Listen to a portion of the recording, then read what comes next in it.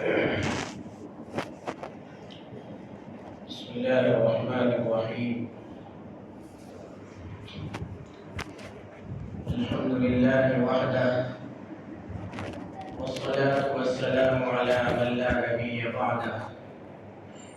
أما بعد، فأعوذ بالله من الشيطان الرجيم. بسم الله الرحمن الرحيم. لقد كان لكم في رسول الله أسوة حسنة. صدق الله العظيم. رب اشرح لي صدري ويسر لي أمري واحلل عقدة من لساني يفقهوا قولي. درود الشریف پڑھیں گے اللهم صل على سيدنا محمد وعلى آل سيدنا محمد وبارك وسلم. يا رب صل وسلم دائما أبدا على حبيبك خير الخلق كلهم. محترم بزرگوں اور دوستوں، گفتگو چل رہی تھی حسن معاشرت کے اوپر. حسن معاشرت کا مطلب یہ ہے کہ ایمان والوں کی اپنی زندگی اور جس معاشرے میں، جس سوسائٹی میں رہ رہا ہے، ان کی زندگی بھی اچھی گزرے. کئی چیزوں کا تذکرہ ہوا.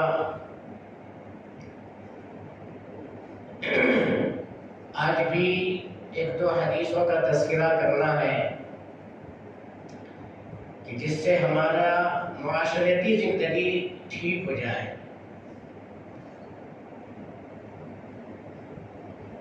اللہ تبارک و تعالی نے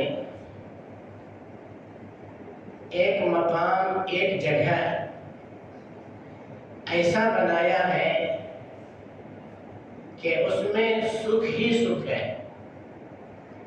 راحت ہی راحت ہے، آرام ہی آرام ہے، پریشانی کچھ بھی نہیں. اس کا نام ہے جنت. اور ایک مقام ایسا بنایا ہے جس میں دکھ ہی دکھ ہے، تکلیف ہی تکلیف ہے، راحت اور خوشی اس میں نہیں ہے. اس کا نام ہے جہنم. اور ایک مقام اللہ نے ایسا بنایا ہے جس میں راحت بھی ہے، خوشی بھی ہے، سکھ بھی ہے، دکھ اور تکلیف بھی ہے. اس کا نام ہے دنیا. دنیا میں دونوں چیزیں، راحت بھی ہے، خوشی بھی ہے، تکلیف بھی ہے. یہ دکھ اور تکلیف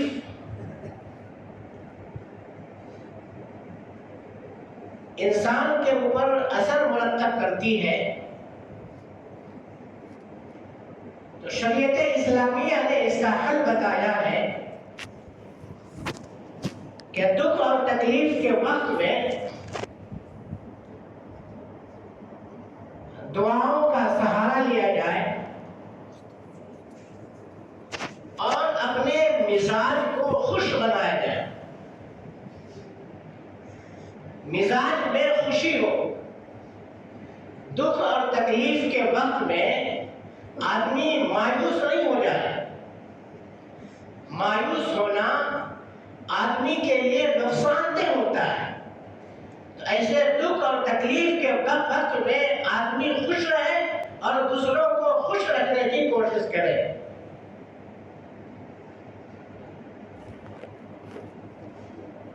حضور پاک علیہ السلام کی زندگی سے اس کا ہمیں سبق ملتا ہے. حضور پاک علیہ السلام ہمیشہ مسکراتے تھے. آپ صلی اللہ علیہ وسلم قہقہہ لگا کر نہیں ہنستے تھے. یعنی اتنے زور سے قہقہہ لگانا کہ اندر کا حلق دکھنے لگے، آپ ایسا نہیں ہنستے تھے اور منع ہے. البتہ مسکراتے تھے. جو بھی ملنے آتا اس سے مسکرا کر ملتے تھے، خوش رہتے تھے اور خوش کرتے تھے. حضور پاک علیہ السلام کے اوپر بڑی بڑی ذمہ داریاں تھیں، امت کی بڑی ذمہ داری، کتنا بھی غم ہو آپ صلی اللہ علیہ وسلم مسکرا کر ملتے تھے۔ ایک صحابی وہ کہتے ہیں کہ حضور پاک علیہ السلام سے زیادہ مسکرانے والا میں کسی کو نہیں دیکھا۔ اسی طرح سے ایک صحابی ہے وہ کہتے ہیں کہ جب سے میں اسلام قبول کیا آپ صلی اللہ علیہ وسلم نے مجلس میں آنے سے کبھی نہیں روکا، جب بھی مجلس میں آیا آپ نے آنے دیا اور مسکرا کر استقبال کیا، مسکرا کر ملے۔ حضور پاک علیہ السلام اپنے صحابہ کے ساتھ ہوتے تھے اور بعض صحابہ شعر و شاعری کہتے تو آپ صلی اللہ علیہ وسلم اس میں تشریف رکھتے تھے، مسکرا بھی دیا کرتے تھے۔ ہم یہ سمجھتے ہیں کہ پیسہ، غلہ، کوئی چیز صدقہ کرنا یہی ایک صدقہ ہے، نہیں، مسکرا کر ملنا یہ بھی صدقہ، کسی ایمان والے سے، کسی انسان سے مسکرا کر کے ملنا یہ بھی صدقہ ہے، اور جناب نبی کریم صلی اللہ علیہ وسلم کی سنت ہے مسکرا کر ملنا۔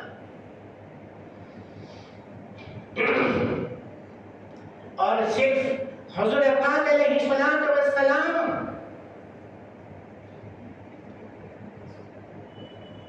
ہی نہیں مسکراتے، دیکھیے مزاج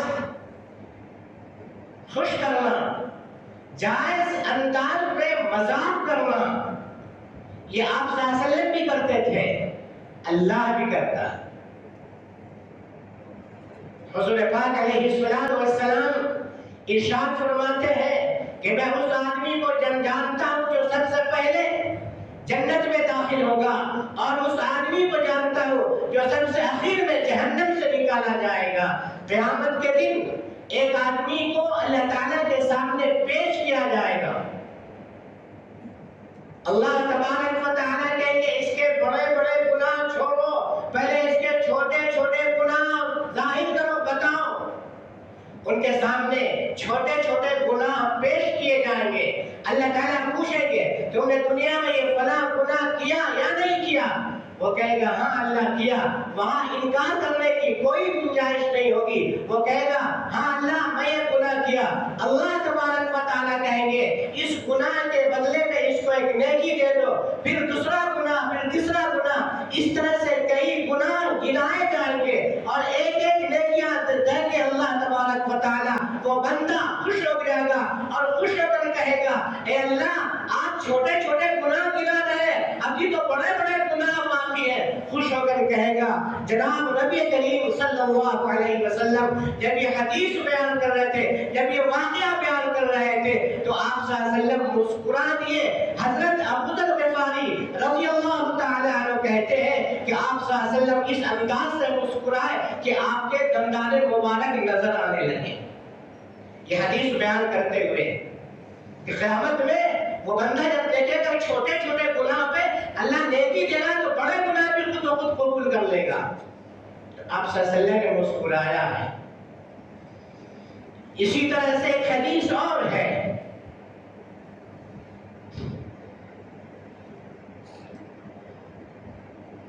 حضرت پاک علیہ السلام ارشاد فرماتے ہیں کہ میں اس آدمی کو جانتا ہوں جو سب سے اخیر میں جہنم سے نکالا جائے گا۔ اللہ تبارک و تعالیٰ اسے کہیں گے کہ اب تم جنت میں چلے جاؤ۔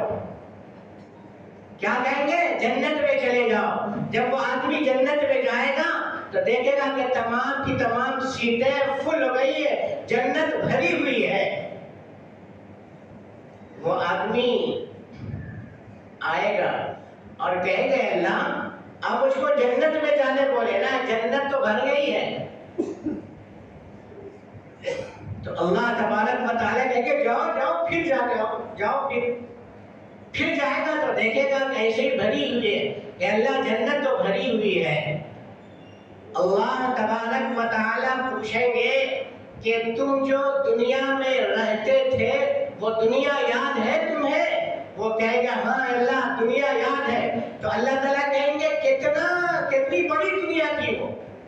ابھی جو ہم لوگ دنیا میں رہ رہے ہیں تصور ہے نا، یہ تو جانتے ہیں نا کتنی بڑی دنیا ہے، یہ تو ہے نا علم میں. تو اللہ تبارک و تعالیٰ اس سے پوچھیں گے کتنی بڑی دنیا تھی وہ جس میں تم رہ کر کے آئے ہو. وہ کہے گا اللہ بہت بڑی دنیا تھی وہ.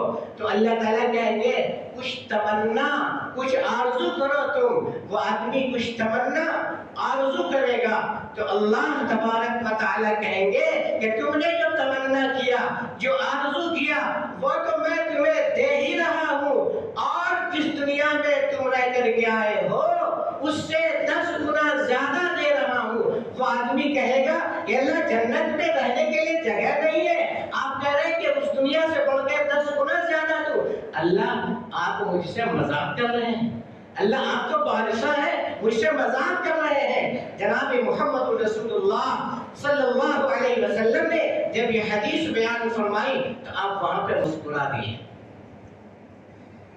تو مسکرانا نبی کی سنت ہے، ملاقات کرتے وقت مسکرانا نبی کی سنت ہے.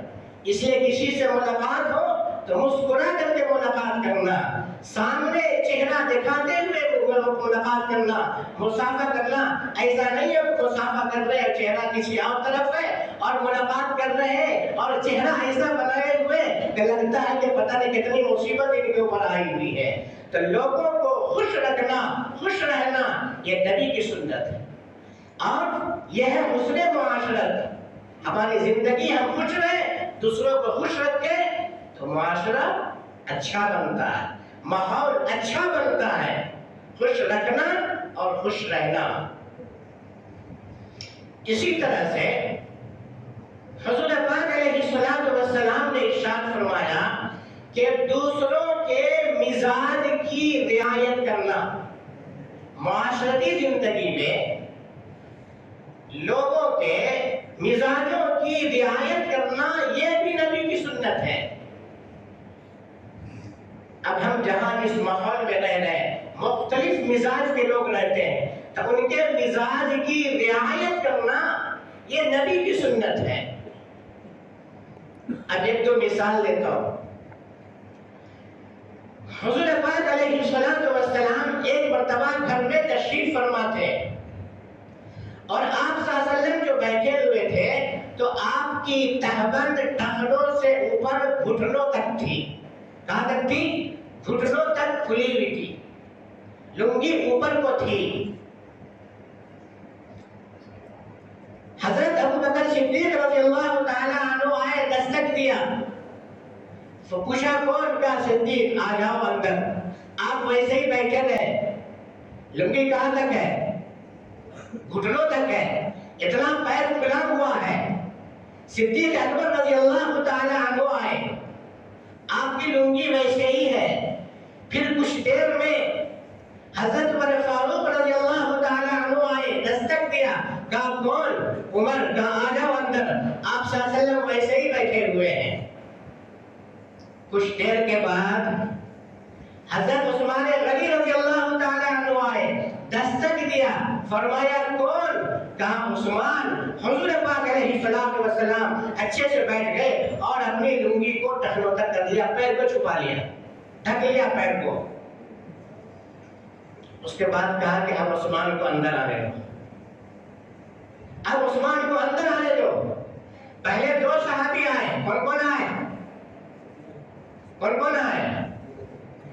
ابو بکر صدیق آئے، حضرت عمر فاروق رضی اللہ تعالی عنہ آئے، اور آپ صلی اللہ علیہ وسلم کی لنگی مبارک ویسے ہی ہے، اتنا پیر ویسے ہی کھلا ہوا ہے، لیکن عثمان غنی رضی اللہ تعالی عنہ آئے ہیں، دستک دیا ہے. تو آپ نے پہلے اپنی لنگی ٹھیک کی، اس کے بعد کہا کہ عثمان اندر آ جاؤ. وجہ کیا ہے؟ صحابہ نے پوچھا کہ یا رسول اللہ آپ نے ایسا کیوں کیا؟ عمر فاروق آئے، صدیق اکبر آئے، آپ کی طاقت ویسے ہی، آپ کا پیر ویسے ہی کھلا ہوا. عثمان آئے تو آپ نے پیر کو ڈھک لیا، لنگی نیچی کر لی. یا رسول اللہ اس کی وجہ کیا ہے؟ آپ صلی اللہ علیہ وسلم نے ارشاد فرمایا اللہ نے عثمان کے اندر حیا بہت رکھی ہے. حیا.